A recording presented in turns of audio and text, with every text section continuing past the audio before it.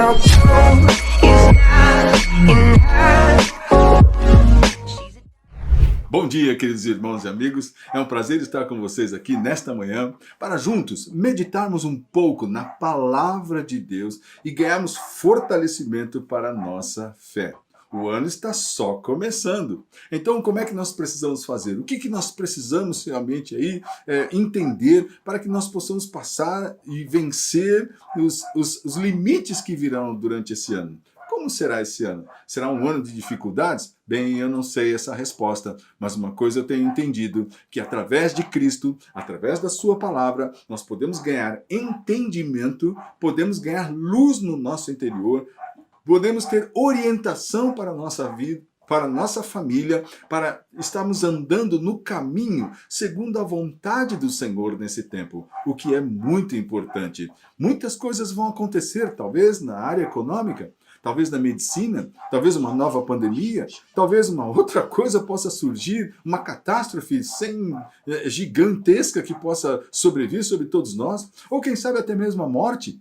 Mas então, o que nós temos vivido nesse tempo? Veja, a palavra do Senhor nos mostra realmente o vigor de Cristo em trazer sobre nós uma nova vida.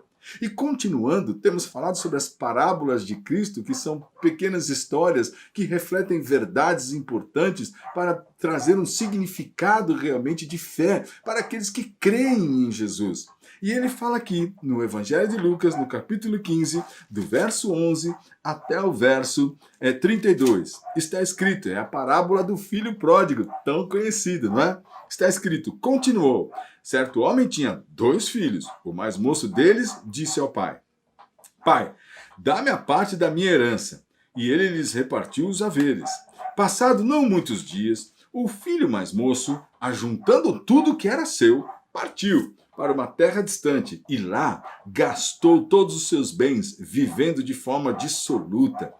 Depois de ter consumido tudo, sobreveio naquele país uma grande fome. E ele começou a passar necessidade. Então ele foi, se agregou, se ajuntou a um dos cidadãos daquela terra, o que o mandou para os seus campos a guardar porcos. Ali, desejava ele fartar-se das alfarrobas que os porcos comiam, mas ninguém lhe dava nada. Então, caindo em si, disse, quantos trabalhadores de meu pai têm pão com fartura e eu aqui morro de fome? Levantar-me-ei e irei ter com o meu pai e lhe direi, pai, pequei contra o céu e diante de ti, já não sou digno de ser chamado teu filho, trata-me como um dos teus trabalhadores. E levantando-se, foi para a vinha, para junto de seu pai. Vinha ele ainda longe, quando seu pai o avistou, e compadecido dele, correndo, o abraçou, o beijou, e o filho lhe disse, pai, pequei contra o céu e diante de ti, já não sou digno de ser chamado teu filho. O pai, porém, lhe disse, trazei depressa a melhor roupa, vestiu, pondo-lhe um anel no dedo, sandálias nos pés, trazei também e matai o novilho cevado. Comamos e regozijemo-nos, porque este meu filho estava morto e reviveu. Estava perdido e foi achado. E começaram a regozijar-se. Então nós temos aqui uma história maravilhosa que Jesus continua falando da ovelha perdida, não é? Da dracma perdida e agora deste filho perdido também. Então ele conta a história desse pai que tinha 2 filhos. Um deles, né, o mais moço, pede para o pai dar a parte dele na herança, porque era o seu direito e ele queria aquilo. O pai não negou, simplesmente repartiu os haveres e deu ao filho mais moço. Esse, depois de uns dias, foi embora, foi para uma terra distante e gastou tudo com mulheres, com bebidas, vivendo uma vida dissoluta, completamente estragada, sem nenhum tipo de regras. Não é isso que o pessoal gosta hoje em dia? Sem regras, sem ter alguém para me falar o que eu tenho que fazer, sem ter alguém para me aconselhar, para me orientar ou para me dizer o que eu tenho que fazer. Esse moço então saiu, foi embora e gastou todo o dinheiro que ele tinha recebido do seu pai. O que aconteceu? Veio uma grande fome no país que ele estava vivendo. E então veio uma grande fome no país que ele estava vivendo. Não parece uma coisa tipo assim, pandemia, dificuldade econômica, empresas que estão fechando, pessoas que estão ficando desempregadas? Que interessante, não é? Mas é isso. Aquele país veio uma grande fome e ele agora não tinha mais dinheiro, ele não tinha mais nenhuma forma de se sustentar. Então ele se juntou com um homem que tinha naquele lugar e aquele homem criava porcos. E sendo ele judeu, existe uma coisa que eu quero compartilhar com você, porque o judeu, na verdade, não gostava dos porcos. Na verdade, porco para ele era uma coisa maldita, era uma coisa imunda. Então, o que aconteceu? Ele tinha que alimentar aqueles porcos. Veja, a situação era tão crítica, tão difícil, que ele desejava comer, né, as alfarrobas, ou seja, os restos que os porcos comiam. Ele tinha fome, ele queria comer aquilo, mas está escrito, ninguém lhe dava nada. Há uma frase muito importante no verso 17 que diz, então caindo em si. Veja que situação. Aquele moço então pensou, puxa vida, eu estou aqui passando fome, passando essa grande dificuldade, e os trabalhadores do meu pai têm pão a fartar, ou seja, eles têm fartura lá, os trabalhadores do meu pai. Então eu vou voltar e vou falar para o meu pai, pai, eu pequei. Pequei contra o céu, pequei contra Deus, pequei contra o Senhor, já não sou mais digno de ser chamado teu filho, não é? Não sou mais digno de ser chamado teu filho. Então, mas me deixa vir aqui e pelo menos trabalhar para o Senhor. Então ele decidiu isso e foi embora em direção à sua casa. De longe, o pai o avistou. E diz a palavra do Senhor, compadecido, saiu correndo em direção àquele filho. E o que ele fez? O avistou e foi até ele. Então o menino disse, quando viu o pai, falou, pai, pequei contra o céu e diante de ti já não sou digno de ser chamado teu filho. Porém, eu disse aos seus servos, então estou vindo aqui arrependido. Então o pai falou assim, chamou os seus servos e disse, trazei depressa a melhor roupa. Então vestiu e pondo-lhe um anel no dedo e tem mais. Pegue lá o animal cevado para que a gente possa festejar. Esse animal cevado normalmente era um bezerro. Esse cevado significa que ele era alimentado, engordado. Era um animal especial. Normalmente as famílias tinham isso lá. Um animal especial para ocasiões especiais, que era engordado exatamente para festas. Então, ele falou assim, agora pega aquele animal cevado, porque nós vamos matar e festejar, comamos e regozijemo-nos, porque este meu filho estava morto e reviveu, estava perdido e foi achado, e começaram a regozijar-se.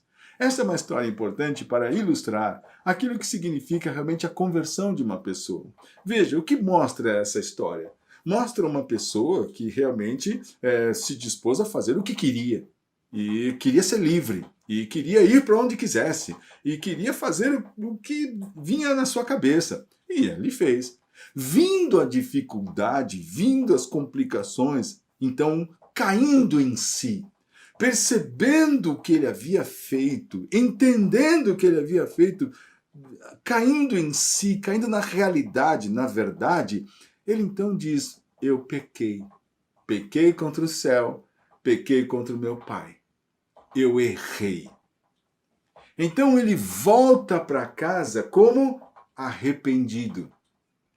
Essa parábola é a continuação da ovelha perdida e da dracma perdida, de Lucas capítulo 15. Então, Jesus está mostrando o valor do arrependimento. Daquela pessoa que, diante da vida, das circunstâncias, está vivendo um inferno e são tantas dores e angústias, muitas vezes advindas de erros, de más decisões, de más escolhas, de orgulho, de vaidade, tantas maluquices, não é? Como é importante aquela cair em si. Então ele vai, e aqui o pai é a figura de Cristo. Para você entender, o pai aqui é a figura de Cristo, que se compadece do seu filho porque o vê voltando realmente para casa. E a palavra do filho foi, pai, eu pequei. Ele não esperou o pai fazer nada, ele simplesmente já foi falando, pai, eu pequei contra o Senhor, eu pequei contra o céu, eu já não sou mais digno de ser chamado teu filho. Nesse momento, o que o pai faz? Chama os seus servos e fala assim, traz uma roupa nova, põe um anel no seu dedo, sandálias nos seus pés e tem mais. Pega o animal cevado, vamos fazer uma grande festa. Por quê? Vamos aqui, ó. Comamos e regozijemo-nos, porque este meu filho estava morto E porque ele tomou essa decisão, caindo em si, se arrependeu, ele agora estava morto e reviveu, estava perdido e foi achado. E começaram a regozijar-se. Há alegria no arrependimento. Ao contrário, talvez, do que as pessoas possam imaginar, que é um problema, que é uma dificuldade, alegre-se quando você se achega ao Senhor e entende o que você tem vivido. E se entrega nas mãos do Senhor com um coração humilde, realmente desprezando, quem sabe, suas ideias, valores. Ah, porque eu queria, porque todo mundo faz, porque hoje a vida moderna é assim. Cuidado, porque você viu aqui o que aconteceu com esse moço, essa história que Jesus diz é muito profunda e tem acontecido na vida de milhares e milhares de pessoas, lamentavelmente até de cristãos. Então é tempo de se voltar. É tempo de sair correndo agora para Cristo. É tempo de se ajoelhar agora. É tempo de você orar nesse momento, talvez com lágrimas, talvez sim com choro, mas é tempo de você se voltar para aquele que pode realmente te abraçar, colocar o anel no seu dedo, vestes novas, não é? Revestir, tirar as vestes velhas, sujas de uma vida estragada, de uma vida corroída e corrompida, colocar vestes novas, sandálias nos pés, anel no dedo. Por quê? Porque o que o Senhor quer fazer é te tratar como filho. Então, que o Senhor te abençoe para que você viva por Deus e seu reino, por Cristo e a sua igreja e pela sua palavra, que é a verdade.